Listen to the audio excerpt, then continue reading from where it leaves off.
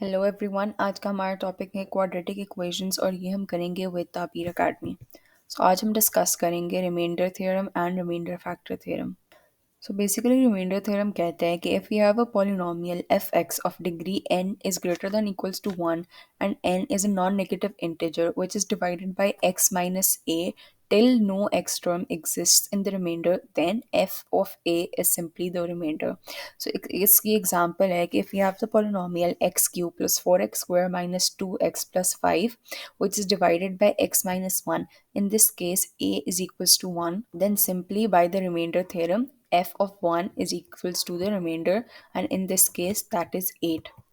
Next we have the factor theorem, which says that the polynomial x minus a is a factor of the polynomial fx if and only if when a is substituted into fx that gives us a 0, which also implies that x is equals to a is the root of the polynomial. So इसकी एक example है, if we have to show that x minus 2 is a factor of x raised to power 4 minus 3x square plus 36, and if only if remainder is 0.